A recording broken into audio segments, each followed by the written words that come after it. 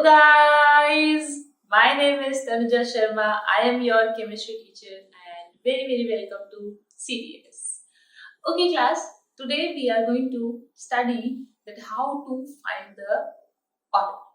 Okay, तो आज का हमारा सेशन पूरा होने जा रहा है किसके बारे में, ऑर्डर के बारे में और रेट लॉस के बारे में. देखिए, इससे पहले जो पुराने सेशंस हैं उनमें आपने सीख लिया कि ऑर्डर क्या होता है, डिफरेंस सीख लिया ऑर्डर और मॉलिक्यूलैरिटी के बीच में. और आपने क्या सीखा, ऑर्डर अगर हमारे पास रेट लॉ हमें गिवन है तो हम ऑर्डर कैसे फाइंड आउट कर सकते हैं. ठीक है, यही तो सीखा था हमने कि रेट लॉ अगर आपको गिवन होता है तो आप क्या करते थे, जो कंसंट्रेशंस की जो पावर होती थी आप उनको ऐड कर देते थे और आपको ऑर्डर मिल जाता था. यही करते थे ना आप? यस. ठीक है, तो यानी कि हमने जो पुराना सेशन था उसमें ये सीखा था कि रेट लॉ से कैसे ऑर्डर निकालते हैं. लेकिन इस सेशन में हम पढ़ने वाले हैं कि अगर सपोज आपको, क्योंकि मैंने आपको बताया था कि जो ऑर्डर है, ठीक है, जो ऑर्डर आपका गिवन होता है, ठीक है, ऑर्डर, ठीक है, वो आपका एक प्रैक्टिकल कॉन्सेप्ट है. प्रैक्टिकल कॉन्सेप्ट मतलब कि आपको जो जो जो निकालोगे, आप ऑर्डर जो निकालोगे, ठीक है, वो एक थ्योरेटिकल नहीं प्रैक्टिकल कॉन्सेप्ट है, वो आप लैब में निकालते हो, राइट. अगर सपोज, क्योंकि आप इसको लैब में निकालते हो, तो सोचो कि अगर सपोज आपको लैब का कोई एक्सपेरिमेंट दे दिया जाए, ठीक है, कोई भी एक्सपेरिमेंट दे दिया आपको कि मैंने ये लैब में एक्सपेरिमेंट किया था, ए का कंसंट्रेशन इतना है, बी का इतना है और रेट ऑफ रिएक्शन इस कंसंट्रेशन पर इतना है, तो can you find out what order, वो आपसे ये पूछ सकता है. यानी कि अभी वो क्या कह रहा है कि सपोज मैंने आपको कंसंट्रेशंस दे दी ए और बी की और मैंने रेट ऑफ रिएक्शन दे दिया, तो आप ऑर्डर कैसे निकालोगे. ठीक है बच्चा, तो आज की क्लास में हम यही सीखने वाले हैं that how to find the order and the rate law when the experimental conditions or when the data of the experiment has given to you. Okay, चलिए आगे बात कर लेते हैं, इसको हटा दें. तो टॉपिक लिख दूं मैं, how to find order. Order कैसे निकालते हैं, ठीक है. अच्छा बेटा, ये ऑर्डर निकालना मैं दो तरीके से सिखाऊंगी. एक तो ट्रिक से सिखाऊंगी, ठीक है, आप ट्रिक भी अप्लाई कर सकते हो. ट्रिक आप अप्लाई करना कंपटीशन में, ठीक है, और एक मैं तरीका आपको सिखाऊंगी कि पूरा जो क्वेश्चन है उसको तुम्हें कंप्लीटली स्टेप बाय स्टेप कैसे सॉल्व करना है. बिकॉज वो जो स्टेप बाय स्टेप सॉल्व करोगे आप, वो आपका काम में आएगा. एक तो हो गया बेटा ट्रिक, और दूसरा हो गया कि जो स्टेप बाय स्टेप हो गया, ठीक है, स्टेप बाय स्टेप. ये जो स्टेप बाय स्टेप है ये आपको काम आएगा सीबीएसई में, ठीक है बेटा. जब भी आप सीबीएसई के एग्जाम लिखोगे तो सीबीएसई में क्या होता है कि आपको जो क्वेश्चन है उसका पूरा सोल्यूशन करके दिखाना होता है, क्योंकि ट्रिक वहां पे नहीं चलती.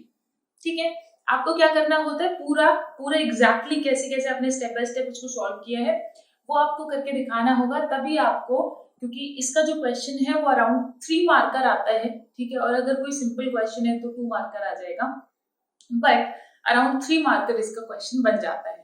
ठीक है, 3 नंबर का आपका क्वेश्चन बन सकता है, और आपको भी पता है अगर 3 नंबर का क्वेश्चन बन रहा है तो you have to write enough in this. ठीक है, ऐसा नहीं है ना कि आपने डायरेक्टली रेट लॉ आंसर लिख दिया और हो गया काम. ऐसा तो वो भी टीचर भी सोच सकते हैं कि आपने किसी से पूछ कर लिखा है ना. तो आपको क्या करना है, आपको दोनों तरीके सीखने हैं कि आप सीबीएसई में उसको कैसे लिखोगे और ट्रिक से कैसे कंपटीशन में कम टाइम में सॉल्व करोगे. ठीक है, ओके, चलिए आगे बढ़े. और हाँ, ये और मैं बता दूं दैट दिस टॉपिक इज, अगर सीबीएसई के पॉइंट ऑफ व्यू से देखूं तो इम्पोर्टेंट है, ठीक है, लेकिन अगर नीट और जेई में देखूं तो नीट के अंदर ये टॉपिक ज्यादा इंपॉर्टेंट है. ठीक है, नीट में इस तरह के क्वेश्चन ज्यादा आते हैं अदर देन जी. ठीक है, चलो आगे बढ़े. मार्कर्स में मार्कर चेक कर लेते हैं, ये वाला अच्छा मार्कर है. तो हम आ गए हैं अपने इस पार्ट की तरफ. ठीक है, तो देखो बेटा, सबसे पहले मैं आपको सिंपली बताती हूँ कि आप कैसे फाइंड आउट कर सकते हो. मान लीजिए ये कंसंट्रेशन है और यहाँ पर मैं लिख दूं आपका रेट ऑफ रिएक्शन यानी कि ROR. ठीक है, ये हो गया कंसंट्रेशन, ये हो गया ROR. और आप कैसे ऑर्डर देखेंगे, ऑर्डर कैसे निकालेंगे, ठीक है। अभी हम इसके बारे में बात करेंगे बेटा कि आप ऑर्डर कैसे निकालेंगे, फिर हम क्वेश्चन की तरफ बढ़ेंगे। देखना बेटा, सपोज सपोज आपको जो कंसंट्रेशन है, जो आपको कंसंट्रेशन गिवन है, ठीक है, वो है, वो नॉर्मल कंसंट्रेशन का 2 टाइम्स हो जाता है, ठीक है।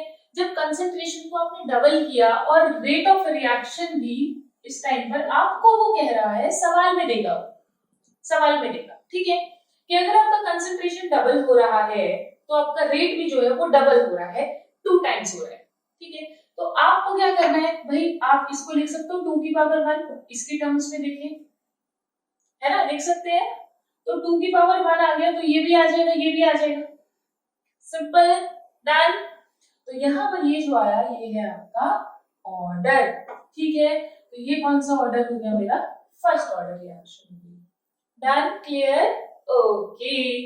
मान लीजिए आपका ये कंसंट्रेशन 2 टाइम्स हुआ और रेट ऑफ रिएक्शन आपका हो गया 8 टाइम्स, 8 गुना हो गया, ठीक है, 8 गुना हो गया। तो आप इसको कैसे लिखेंगे बेटा इसके टर्म्स में, जल्दी बताओ। 2 की पावर क्या लिख सकते हैं, 3 लिख सकते हैं। तो यहाँ पर ये जो आ गया, ये क्या आ गया, 3। तो आपने क्या ऑर्डर क्या बोल दिया बेटा, 3। Am I clear to you? Yes, I am. ठीक है, ओके।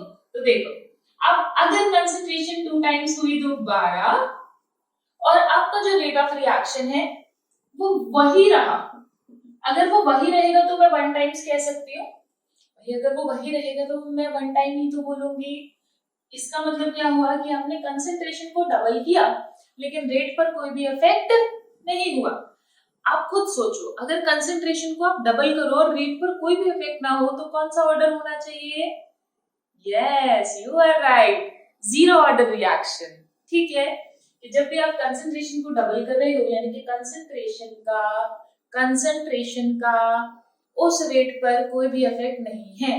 देखिए बेटा, सपोज मैंने लिखा रेट इज इक्वल्स टू के ए टू द पावर 0, यानी कि जो मेरा रेट है, मान लीजिए ये रेट लॉ मुझे गिवन है, तो मैं कहूंगी कि जो ऑर्डर है with respect to A is 0, right, है ना, यस, ठीक है। तो देखो, तो अगर इसके रिस्पेक्ट में 0 है तो अगर मैं नहीं भी लिखूंगी इसको तो क्या कोई फर्क पड़ेगा, अगर मैं इसके कंसंट्रेशन कुछ भी कर दूं, ये भी सोचो, कंसंट्रेशन कुछ भी कर दूं तो क्या इस पर रेट पर कोई इफेक्ट पड़ेगा, नहीं पड़ेगा, ठीक है, रेट वही रहने वाला है। तो आप इसके टर्म्स में इसको क्या लिख सकते हैं बेटा, 2 की पावर 0, और 2 की पावर 0 क्या हो गया, zero order reaction, done, okay done. आगे बढ़ते हैं। मान लीजिए आपका जो रेट है, आपका जो कंसंट्रेशन है वो 3 टाइम्स हो गया, कंसंट्रेशन 3 टाइम्स हो गया और रेट 9 टाइम्स। जल्दी बता, कॉपीज में जल्दी करो बेटा, जल्दी बताओ। अच्छा बेटा, एक और चीज, नोट्स बनाते जाना, ठीक है, अपने खुद के नोट्स बनाते जाना, तभी ये जो आपको पढ़ाया जा रहा है ये पूरा यूजफुल होगा, अदरवाइज नहीं होगा। मूवी की तरह मत देखना, ठीक है, कुछ फायदा नहीं होने वाला, मूवीज ही याद रहती है बस।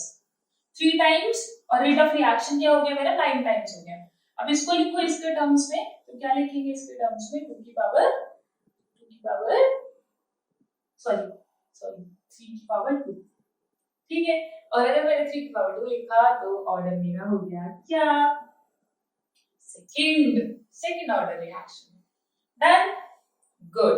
अब आगे बात कर लेते हैं। मान लीजिए आपका कंसंट्रेशन हुआ 4 टाइम्स, ठीक है, कंसंट्रेशन 4 टाइम्स हुआ और जो रेट ऑफ रिएक्शन है ये मेरा हो गया 2 टाइम्स,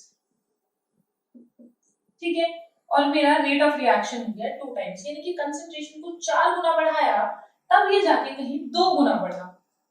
तो बताइए जरा इसको कैसे लिख सकते हैं हम इसके टर्म्स में, इसके टर्म्स में कैसे लिख सकते हैं इसको, आप क्या कर दो, 4 का क्या कर दो, जल्दी बताओ, 4 का क्या कर दो, रूट कर दो।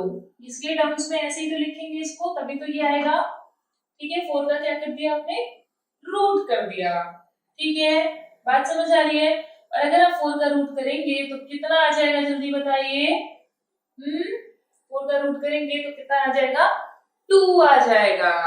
M I clear to you? ठीक से समझ में आ रहा है? ठीक है, आगे बढ़ते हैं। देखिए, अगर सपोज आपका जो कंसंट्रेशन है वो मैंने कर दिया, 1 मिनट, बेटा यहाँ पर हाफ आएगा, 2 नहीं आएगा, यहाँ पर क्या आएगा, हाफ आएगा, मैंने गलती से लिख दिया। ठीक है, यहाँ पर जो होगा, यहाँ पर ये जो वैल्यू आती है ये लिखते हैं। ठीक है, ओके, इसको ठीक कर लेना बेटा। चलो आगे बढ़ते हैं। अगर सपोज मेरा ये जो कंसंट्रेशन है ये 2 टाइम्स हुआ, और जैसे कि 2 टाइम्स हुआ तो ये हो गया मेरा हाफ टाइम। ठीक है, यानी कि जो रेट था वो मेरा आधा हो गया, यानी कि कंसंट्रेशन को डबल करने पर मेरा रेट आधा हो गया। ठीक है, तो अब आप बताओ जल्दी, इसको कैसे लिख सकते हैं इसके टर्म्स में? लिख सकती हूँ मैं 2 की पावर -1, और अगर मैं 2 की पावर -1 लिख सकती हूँ इसके टर्म्स में, इसको लिखना है इसके टर्म्स में, 2 की पावर -1 लिखूंगी तो ऑर्डर कितना आ जाएगा मेरा, -1। ठीक है, इतनी बात क्लियर हो गई? गुड। ऊपर का हटा देते हैं और थोड़ी सी एग्जाम्पल्स कर लेंगे। देखिए बेटा, देखिए अगर सपोज यहाँ पर ये 2 टाइम्स है, सपोज ये हुआ आपका नेक्स्ट जो है वो 4 टाइम्स हुआ, और कंसंट्रेशन जो है वो 4 टाइम्स हो गई, और जो ROR है यानी कि रेट ऑफ रिएक्शन है वो आपका हो गया, ये मेरा ऑर्डर हुआ। ठीक है, ये मेरा ऑर्डर हुआ, और जो मेरा रेट ऑफ रिएक्शन है वो मेरा 1/, जल्दी बताओ कितना कर दूं? चलो एक काम करते हैं, इसको 1/4 टाइम्स कर लेते हैं। ठीक है, एक काम करो, इसको 2 टाइम्स कर लो और इसको कर दो 1/4 टाइम्स। ठीक है, अब बताओ कितना आएगा। यानी कि जैसे आपने इसको दुगना किया, जैसे आपने कंसंट्रेशन को दुगना किया, तो जो रेट ऑफ रिएक्शन है वो कितना हो गया, 1/4 हो गया। तो आप इसको कैसे लिख सकते हो इसके टर्म में, जल्दी बताओ। 2 की पावर क्या लिख दो, -2, ये तो जाएगा। अब 2 की पावर -2 हुआ तो ऑर्डर कितना हो गया, ऑर्डर कितना हुआ, -2। आपको पता ही है ऑर्डर फ्रैक्शन भी हो सकता है, 0 भी हो सकता है, हाफ भी हो सकता है, नेगेटिव भी हो सकता है। ठीक है, आगे बढ़ते हैं। अगर सपोज आपका कंसंट्रेशन हो 1/2 टाइम्स हो जाए, और आपका जो रेट ऑफ रिएक्शन है वो 1/8 टाइम्स हो जाए, तो जल्दी बताइए आप क्या लिखेंगे, आप कैसे लिख सकते हैं इसको इसके टर्म्स में? क्या मैं ये लिख दूं? हाँ, मैं ये लिख सकती हूँ, और अगर मैं ये लिख सकती हूँ तो मेरा जो ऑर्डर है वो कितना हो गया, 3। आई होप आपको इतनी बात समझ आई होगी। ये हमने जो सीखा है, ये हमने सीखा है ऑर्डर निकालना, किससे, विद सिंपल ट्रिक। ठीक है, विद सिंपल ट्रिक। देखो बेटा, सिंपली आप चेक कर सकते हो, डायरेक्टली चेक कर सकते हो कि अगर मेरा कंसंट्रेशन दुगना हुआ तो मेरा रेट ऑफ रिएक्शन 2 टाइम्स हुआ, तो आप जो रेट ऑफ रिएक्शन हुआ है ना उसको इसके टर्म्स में लिखकर देख लो, तो जो भी पावर में आ जाएगा वही आपका ऑर्डर होगा। Am I clear to you? Okay, तो अब बढ़ते हैं हम। ये तो मैंने आपको सिंपल सिखा दिया। ठीक है, ट्रिक से आप जनरली कैसे देखोगे, तो क्वेश्चन को पूरा करने की जरूरत नहीं है, आप सीधे ऐसे भी लगा सकते हैं। चलिए क्वेश्चन करके देखते हैं, फिर आपको बेटर समझ आएगा कि मैं आपसे क्या कह रही थी। आई होप नोट डाउन कर लिया होगा बेटा, नोट डाउन करते चलना, otherwise it would be a waste. ठीक है, नोट डाउन करते चलना, क्वेश्चंस कॉपी में सॉल्व करना, और पहले पॉज करके देख लेना कि तुमसे हो रहा है या नहीं।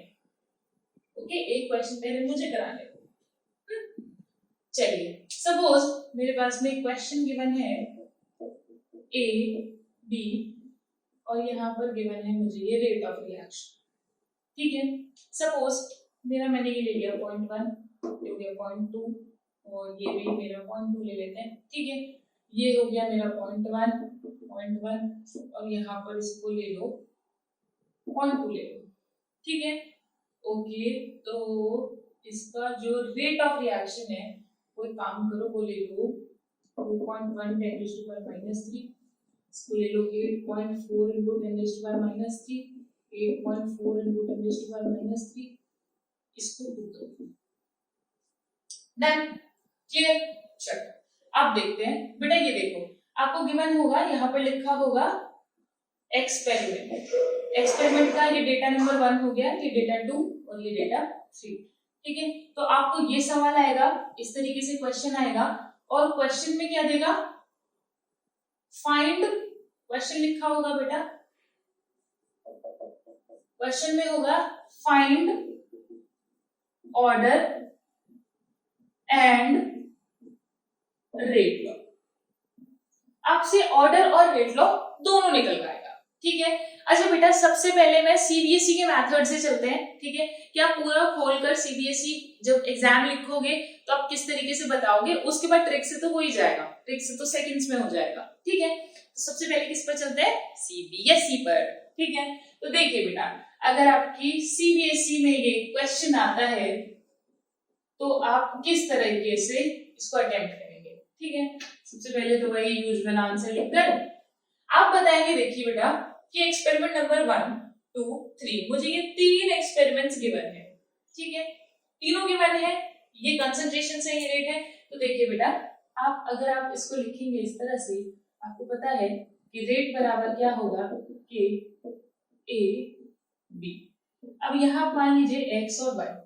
ठीक है, x और y क्या हो गए, x और y क्या हो गए, ऑर्डर्स हो गए with respect two of course them. ठीक है, x is the order with respect to a, y is the order with respect to b। ठीक है, अब आप इस तरह से लिखने के बाद में आप लिख सकते हैं by the experiment data। ठीक है, by the experiment data आप लिख सकते हैं, खुशी हो रही है, पैसे आने वाले कहते हैं ना लक्ष्मी आते जब आपको खुशी होती है, दिवाली आ रही है। देखो ए और बी और R R rate of reaction. तो कहा था बाय द एक्सपेरिमेंटल डेटा।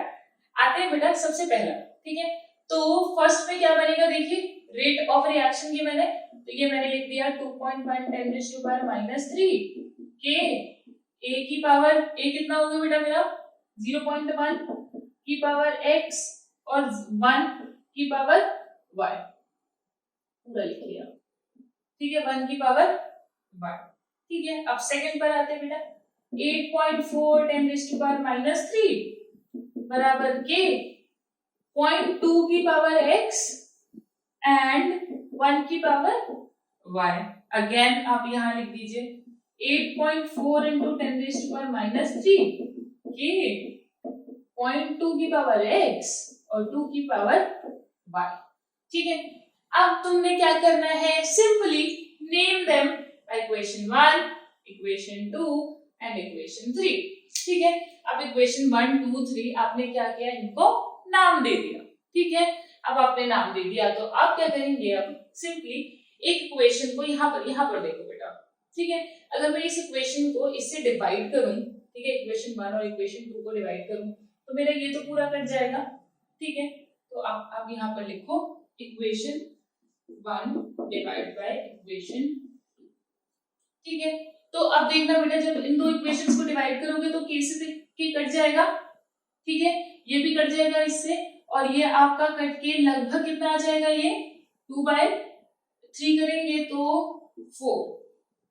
ठीक, सॉरी 2/3 में ये 2 इससे जाएगा। ठीक है, 2 के पहाड़े से कटेगा तो 2 चौक 8। ठीक है, तो कितना हो गया 1/4। यहाँ ये इससे कट जाएगा, ये कितना आ जाएगा 1/2 की पावर x।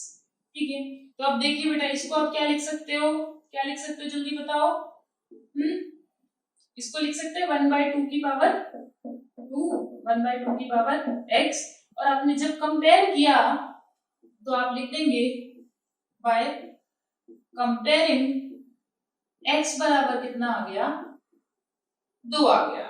ठीक है, कंपेयर करते ही x बराबर कितना आ गया, 2 आ गया। Very simple. ठीक है, अब आते हैं बेटा, अब आप ये जो तीनों इक्वेशंस हैं यहाँ पर लिखिए इक्वेशन, अब इन दो इक्वेशन को डिवाइड कर दीजिए।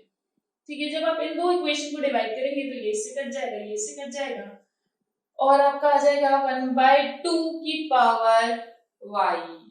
सोचो सोचो सोचो, इक्वेशन 2 डिवाइडेड बाय इक्वेशन 3 अगर करेंगे तो यहाँ आ जाएगा मेरा 1 इक्वल टू, ये पूरा कट गया और 1/2 की पावर y।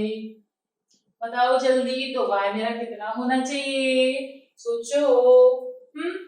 y मेरा बराबर हो जाएगा, भाई ये तो कंपेयर कहीं से भी नहीं हो रहे हैं, तो मेरा y बराबर कितना हो जाएगा, 0। Am I clear to you?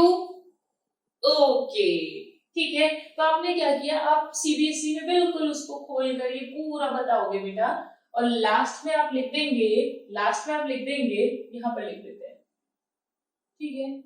उधर का एक काम करते हैं, क्वेश्चन हटा देते हैं, ठीक है। नहीं, क्वेश्चन की जरूरत पड़ेगी, अभी ही ट्रिक से करता है, ठीक। देखो यहाँ पे लिख देती हूँ मैं। तो आप लिखेंगे बेटा कि जो आपको फाइनली जो आपको रेट मिला वो बराबर क्या हो गया कि ए के रिस्पेक्ट में कितना आया बेटा 2 और बी के रिस्पेक्ट में कितना आया 0, यही था ना, गुड, ठीक है। तो आप लिख देंगे ऑर्डर विद रिस्पेक्ट टू, ये आ गया आपका फाइनल रेट लॉ जो उसने आपसे पूछा था, और आप क्या बता देंगे बेटा, ये दोनों ऑर्डर्स बता देंगे। तो फाइंड ऑर्डर हो गया जब हमने x और y निकाला, और फाइंड रेट लॉ हो गया जब आपने फाइनली उसको यहाँ पर पुट कर दिया, ठीक है। अच्छा बेटा इसमें ये थोड़ा थोड़ा ये इक्वेशंस खुद डाल लेना, मतलब ये बताने में कि बाय द एक्सपेरिमेंटल डेटा ये सब कर लिया, तो अब मतलब इतनी लाइंस तुम खुद लिख लेना कि putting the value of the order in the rate law, ठीक है, and then the final rate law is this, ठीक है। उतनी लाइन तुम खुद लिख लेना, okay. am I clear to you? ठीक है, सीबीएसई में कैसे करना है, ये पूरा इस तरीके से करके दिखाना है, ठीक है, तभी आपको पूरे नंबर मिलेंगे, और नीटली और क्लीनली लिखना है बिना किसी काटापीटी के, काटापीटी पीछे कर लेना रफ में, ठीक है।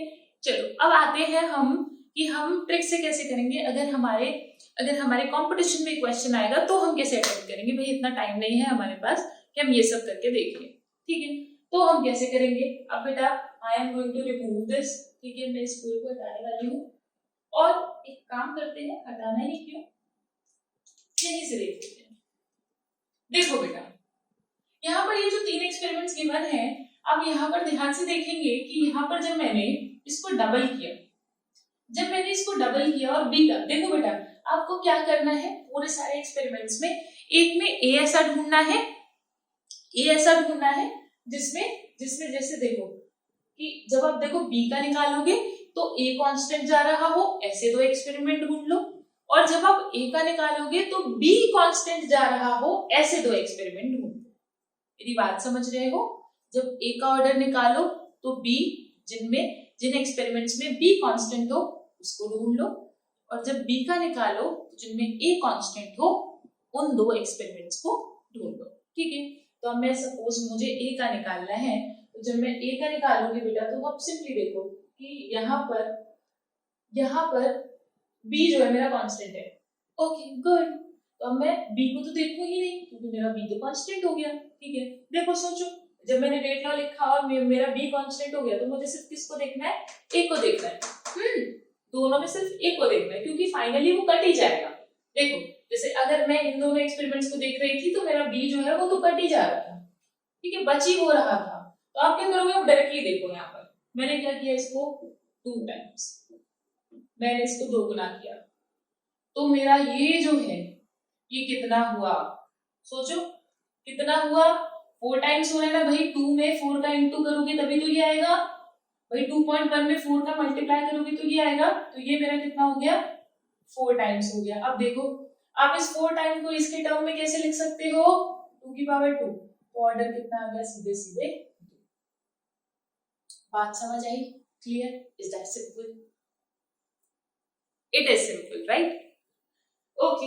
अब देखो, अब यहाँ पर आते हैं, देखना ए देखा हमने, अब ये क्या है मेरा कांस्टेंट है, तो हमें इसे नहीं देखना है, इसको देखना है। अब जैसे ही मैंने इसको डबल किया, यानी कि ये मेरा हो गया 2 टाइम्स और ये मेरा कितना जा रहा है 1 टाइम, भाई इस पर तो कोई इफेक्ट ही नहीं है, सोचो जब मैंने इसको दुगना किया और ये कितना हो गया, मेरा 1 टाइम हो गया, तो क्या इस पर कोई इफेक्ट आया?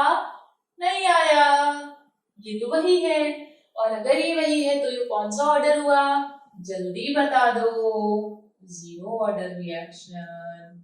तो देखो फाइनल रेट लॉ अपने आप ही मैंने यहाँ लिख दिया, ये 2 है और ये क्या है मेरा? 0। Am I clear to you? Yes, I am. चलो आगे बढ़ते हैं। बोलते हैं मैम सवाल भी खुद ही पूछती है, आंसर भी खुद ही कर लेते हैं। अब और क्या करें, लाइव क्लास तो है नहीं, या फिर तुम लोग मेरे सामने भी नहीं बैठे हो। चलिए अगला क्वेश्चन मैं लिखने वाली हूँ, नेक्स्ट क्वेश्चन तुम खुद ट्राई करना, ठीक है? और इसके बाद में तुम जो पास्ट ईयर के क्वेश्चंस आए हुए क्वेश्चंस है बेटा, उनको भी ट्राई कर लेना, ठीक है? और अगर कोई डाउट हो तो you can mail me, you can comment below in the section.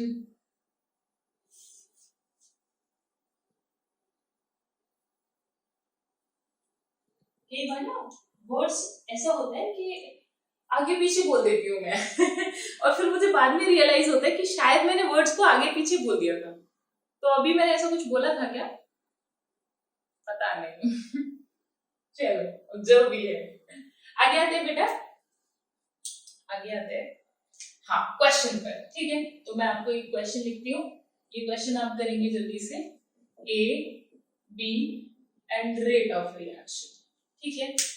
तो सबसे पहले A B and rate of reaction आप लिख लीजिए। ए लिख लीजिए 0.2, ठीक है? 0.1 0.2 लिख लो, ठीक है?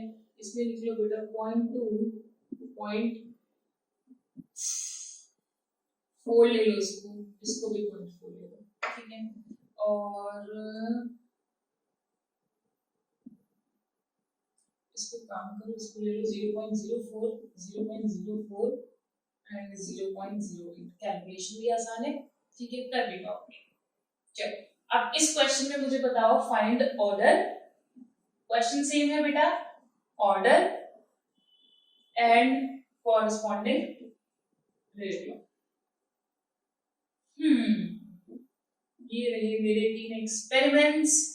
पॉज करो वीडियो को और जल्दी से ट्राई करो, ठीक है? जल्दी से ट्राई करो पॉज करके बेटा। फिर मैं एक और क्वेश्चन लिख देती हूँ, ठीक है? पहले काम करो, पहले इसी को कर लो। I am waiting waiting waiting waiting. कर लिया मैं कर रहा हूँ। चलो मैं कराती हूँ, कर लिया होगा। जिनका जिनका क्वेश्चन हो गया उनके लिए यूपी, ठीक है? चलो जिनका नहीं हुआ वो आ जाओ बेचारे, ठीक है? देखो इसको अब देखना है बेटा, आप जिस मेथड से चाहे उससे कर ले, सीबीएसई वाले से भी कर सकते हैं, ठीक है? उसमें कोई प्रॉब्लम नहीं है। शुरू में बेटा, शुरू में अगर आप उस मेथड से करोगे तो अच्छा है, क्योंकि बाद में फिर क्या होता है कि आपको देखते ही क्वेश्चन में पता चल जाता है ऑर्डर क्या है, ठीक है? आप देखो यहाँ पर देखना बेटा, कांस्टेंट तो इसका जा रहा है कांस्टेंट, ठीक है? जब ये डबल हो रहा है, देखो अब अगर मैंने इसको 2 टाइम्स किया, अगर मैंने इसको किया 2 टाइम्स, देखना बेटा 2 टाइम्स मैंने इसको किया ना, तो मेरा ये तो मेरा कांस्टेंट है, और ये मेरा कितना हो गया? ये भी 2 टाइम हो गया। तो जल्दी बताओ ऑर्डर क्या हो गया? 2 की पावर 1। भाई इसको लिखना है इसके टर्म्स में, तो 2 के टर्म्स में क्या आ गया? ये 2 की पावर 1, और अगर 2 की पावर 1 तो मेरा ऑर्डर जो आ गया विद रिस्पेक्ट टू ए, ए के रेस्पेक्ट में जो ऑर्डर है वो मेरा कितना आ गया है बेटा? 1 आ गया है। क्लियर? डन ना? गुड। चलो आगे बढ़ते हैं फिर, इतना पार्ट हो गया तो अब देखो यहाँ ए जो है मेरा कांस्टेंट जा रहा है, देखो ये फर्स्ट एक्सपेरिमेंट है, ये सेकंड, ये थर्ड। फर्स्ट और थर्ड में ये ए कांस्टेंट जा रहा है, तो मुझे बी का चेक करना है। तो आप क्या करो, देखो यहां से यहां किया तो मैंने भाई 2 का मल्टीप्लाई करोगे तो हो जाएगा, 2 का मल्टीप्लाई इसमें करोगे तो ये आ जाएगा, दैट्स गुड। और यहाँ पर भी अगर 2 का आप मल्टीप्लाई करोगे यानी कि ये भी 2 टाइम्स हो गया, तो आपका ये आ जाएगा, यानी कि ये भी 2 टाइम्स किया और ये भी क्या हो गया बेटा? 2 टाइम्स, है ना? अगर मैंने कंसंट्रेशन को दुगना किया तो रेट ऑफ रिएक्शन भी क्या हो गया, 2 गुना हो गया, डबल हो गया। तो फिर आपका ऑर्डर क्या होना चाहिए, जल्दी बता दो, जल्दी बताओ। ऑर्डर होना चाहिए आपका विद रिस्पेक्ट टू बी, क्या होना चाहिए बेटा, 1। और अगर ऑर्डर ये होना चाहिए तो रेट बराबर हो गया मेरा के ए की पावर, जल्दी बताओ, 1 और बी की पावर भी 1। Am I clear to you? इतनी बात आपको समझ आई? Okay, that's very good. ठीक है, इसको कैसे करना है ये समझ में आया? तो आप जनरली ऐसे ही कर सकते हो, और सीबीएसई में आए तो पूरा खोलकर उनको बता देना कि हमने ऐसे ऐसे ऐसे ऐसे से निकाला है। ठीक है, चलो बेटा और एक क्वेश्चन ट्राई कर ले। इसको हटा देते हैं। अब अगला क्वेश्चन आपने खुद करना है, और ये है next question, A B and rate of reaction. अच्छा बेटा, आई सजेस्ट जो सीबीएसई की प्रिपरेशन अच्छे से करना चाहते हैं बच्चे, ऑफकोर्स सारे बच्चे करना चाहते हैं, तो सीबीएसई के जो पास्ट ईयर के पेपर्स हैं उनको अभी से अपने स्टडीज में इंक्लूड करो। वो ये बिल्कुल मत करना जैसे लास्ट में बच्चे सोच लेते हैं कि बिल्कुल नया एडिशन आएगा बुक का तो हम नया एडिशन खरीद के लास्ट के 1 महीने में सिर्फ पेपर्स ही पेपर्स करेंगे लास्ट ईयर के। ठीक है, तो प्लीज वो भी बेटर ऑप्शन है, मतलब वो भी ठीक ऑप्शन है कि आप उसको चूज कर सकते हो। बट इन माय ओपिनियन जितने बैचेस को मैंने पढ़ाया हुआ है, ठीक है, तो उन बैचेस की परफॉर्मेंस को देखने के बाद तो मैं यही बोलूंगी आपसे कि भले पुराना एडिशन मिले तो पुराने एडिशन से जो भी आपके पास्ट की जो भी किसी भी पब्लिकेशन की बुक आती हो उस पब्लिकेशन की बुक को लेकर जैसे ही आपका जो चैप्टर कंप्लीट होता है उस चैप्टर के सीबीएसई के क्वेश्चन आप तभी लगा लें। ठीक है, उससे आपका बहुत फायदा होगा। क्यों, मैं बताती हूँ अभी। जब बेटा आप सीबीएसई के क्वेश्चंस को अच्छे से लगा लोगे, ठीक है, अच्छे से कंप्लीट कर लोगे उनको कि आपके पास एनसीईआरटी है, ठीक है, एनसीईआरटी के बाद आपके पास पास्ट ईयर के क्वेश्चन पेपर्स हैं। फिर जब आप, क्योंकि देखो कंपटीशन तो हर बच्चा ही देता है, ठीक है, भले ही वो तैयारी करके दे चाहे ना दे, तो कंपटीशन वो देता ही देता है। ठीक है, तो अगर बेटा आप लोग पहले से ही सीबीएसई को ढंग से प्रिपेयर कर लोगे तो आपका जेई मेंस आराम से हो जाएगा। ठीक है, जेई मेंस में काफी चीजें ऐसी है जो बेसिक्स आती है, ठीक है, और वो बेसिक्स क्या होगा, तभी आपका अच्छा हो पाएगा जब आपने सीबीएसई, आपकी फाउंडेशन बहुत स्ट्रॉन्ग हो। ठीक है, तो जो भी पास्ट ईयर जो भी आपको बुक मिल जाए, अपने सीनियर से बुक मिल जाए, चाहे बुक आपको खरीदनी पड़े, ठीक है, तो आप जो भी है आप पास्ट ईयर पेपर्स जिसके अंदर आते हैं आप उसको बुक को अभी से अपना जो भी आप क्वेश्चन सॉल्व करते हैं उसमें इंक्लूड कर लें। बिकॉज देखना, जब तुम्हारा एक चैप्टर पूरा हुआ, सपोज आपका केमिकल काइनेटिक्स पूरा हुआ और आपने उस केमिकल काइनेटिक्स के जो पास्ट ईयर के पेपर्स हैं वो भी लगा रखे हैं, ठीक है, और जितने आपके चैप्टर्स पूरे हुए हैं आपने उन चैप्टर के साथ में वो बुक ऑलरेडी कंप्लीट कर रखी है, तो देखना जब आपका सिलेबस पूरा होगा तो आपको कितना कॉन्फिडेंस आएगा कि हाँ, जो हमारे पास जो बुक मुझे लास्ट के 1 महीने 1.5 महीने में करनी थी वो मैंने ऑलरेडी कंप्लीट करके रखी है। ठीक है, बिकॉज लास्ट के 1.5 महीने में क्या होता है बेटा कि आपने सभी के लिए यही प्लान बनाया होता है, चाहे वो फिजिक्स हो, चाहे केमिस्ट्री हो, चाहे मैथ्स हो, ठीक है, हमने सबके लिए यही सेम प्लान किया हुआ होता है कि जब हमारे पास में लास्ट का 1-1.5 महीना बचेगा तो हम ऐसे पेपर्स निकालेंगे। ठीक है, अब यहाँ पर आपका कॉन्फिडेंस डाउन होता है, उसके अलावा और कुछ नहीं होता। क्योंकि जब आप लास्ट के 1 महीने में सारे के सारे पेपर सॉल्व करने बैठोगे तो you need to revise it. सबसे पहले आपको चैप्टर्स रिवाइज करने पड़ेंगे जिसमें टाइम लगेगा। ठीक है, जब वो टाइम लगेगा और टाइम लगने के बाद आप जाएंगे तो 1-1.5 महीने में एक बुक पूरी होगी ही नहीं। ठीक है, प्रैक्टिकल बात समझ रहे हो, वो पूरी नहीं होगी। तो उससे बचने का क्या तरीका, और उल्टा सेल्फ कॉन्फिडेंस डाउन हो जाएगा आपको लगेगा आपने कुछ पढ़ा ही नहीं, आपको कुछ याद ही नहीं है पुराना। ठीक है, तो ये बच्चे बेटा बहुत बच्चे काफी गलती ये करते हैं, लास्ट के 1-1.5 महीने के लिए उस बुक को बचा कर रखते हैं कि नया एडिशन आएगा वो लेंगे। ठीक है, नया एडिशन में भी कुछ ज्यादा कुछ होता नहीं है नया, बस वो जो पुराना पेपर होता है उसको जोड़ देते हैं, ज्यादा से ज्यादा 3-4 पेजेस एक्स्ट्रा होते हैं। ठीक है, तो 3-4 पेजेस और कुछ क्वेश्चंस, ठीक है, तो वो तो तुम वैसे भी लेकर कर सकते हो। नहीं, सोचो भाई, नया एडिशन तुम्हारे पेपर से 1-1.5 महीने पहले, 2 महीने पहले आता है, ठीक है, मैंने उंगली 3 कर दी, बोल 2 दिया, ठीक है, 2-3 महीने पहले आता है, अब सही है। 2-3 महीने पहले आता है, उतने में नहीं होती बुक पूरी, ठीक है, तो बी प्रैक्टिकल, उसको अभी से करना शुरू करो। चलो क्वेश्चन की बात कर लेते हैं। बहुत आगे ज्ञान पर ज्ञान दे दिया आप लोगों को बहुत सारा, 0.06 पता नहीं इस पर अप्लाई करोगे भी या नहीं, ठीक है, अप्लाई करो तब बात है भाई। 103 एंड इसको ले लो, काम करो 0.06 ले लो, 0.09 ले लो, इसको ले लो तुम 3.10⁻³ ले लो, 0.3 ले लो, 1.2⁻³ इसको ले लो, 2.7⁻³, ठीक है। चलो बताओ, करो फटाफट, जल्दी करें क्वेश्चन को बेटा, बहुत ज्यादा वक्त नहीं है हमारे पास में, पॉइंट कट रहे हैं सारे। एक काम करो बेटा, इसको और इसको और 4 ले लो, बिल्कुल आया हुआ सवाल ही बन जाएगा फिर, ठीक है। और ये हो गया आपका एक्सपेरिमेंट, और ये एक्सपेरिमेंट नंबर 1, 2 एंड 3, ठीक है। चल करो इसको, जल्दी करो बेटा, जल्दी करें बेटा इस सवाल को, जल्दी करें। कभी मुझसे लाइन सीधी नहीं ड्रॉ होती है, एक्सपेरिमेंट आज तक की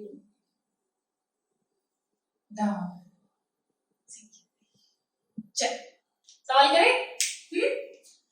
ओके, देखो यहाँ पर देखो तो ये कांस्टेंट है, भाई ये वाला, ये 2 और 3, ये वाला जो एक्सपेरिमेंट है इसके अंदर कांस्टेंट जा रही है, ठीक है।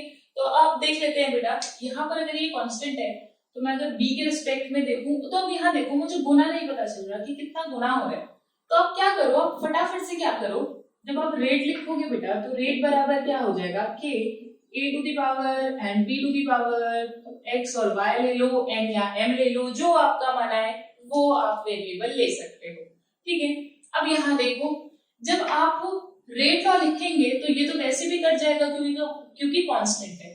ये हो गया मेरा 6/9 की पावर कितना, b के लिए मैंने ले लिया y, ठीक है।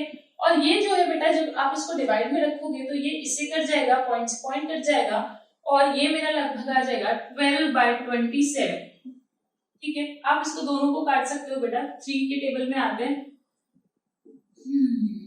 3 चौक 12, 3 27, तो ये हो गया 2/3 की पावर y, और यहाँ देखो बेटा 4/9 है, तो आप लिख सकते हो इसको 2/3 की पावर 2, भाई लिख सकते हैं 4/9 की पावर को इतना, तो y बराबर कितना हो गया मेरा, y बराबर मेरा हो गया 2, ठीक है। तो यहाँ पर मैं फटाफट से यहाँ मैं कर देती हूँ 2, ठीक है, अजीब सा 2, ठीक है। अब आते हैं x पर, ठीक है, x कैसे निकालेंगे, अब देखिए कौन सा एक्सपेरिमेंट ले, कोई सा भी ले लो, कोई फर्क ही नहीं पड़ता क्योंकि कांस्टेंट भी हो नहीं रहा है, ठीक है। तो क्या करो, आपने यहाँ देखा, यहाँ देखो बेटा, और इधर देखो, इसका तो पता ही चल गया ना आपको, मैं इसका ऑर्डर तो आपको पता ही चल गया, तो अब देखो अगर मैं इसको इससे डिवाइड करूंगी तो ये मेरा हो जाएगा, ये मेरा लगभग आ जाएगा 1/2, ठीक है। ये मेरा जो आ जाएगा, ये मेरा आ जाएगा 1/2 की पावर y, और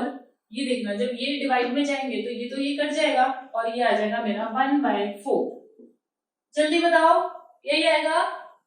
ओके, यहाँ x लिख देते हैं क्योंकि मुझे ये निकालना है, और y तो मुझे पता है, y कितना है मेरा, y है मेरा 2, ठीक है।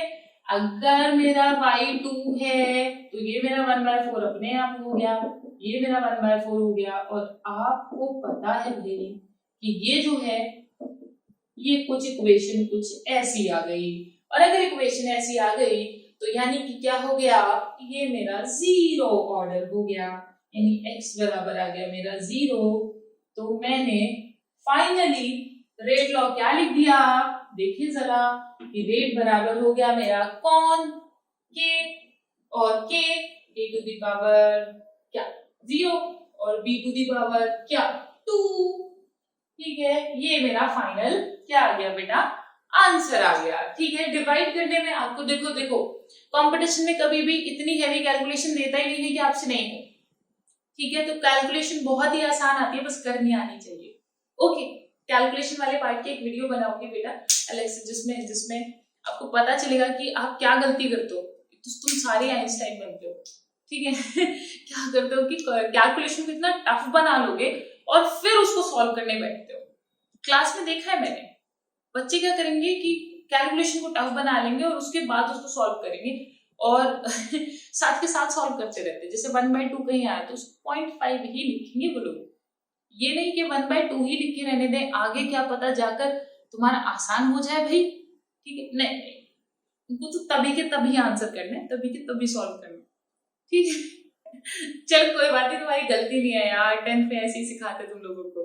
चलो ठीक है, डन। लेक्चर का इतना पार्ट समझ आया?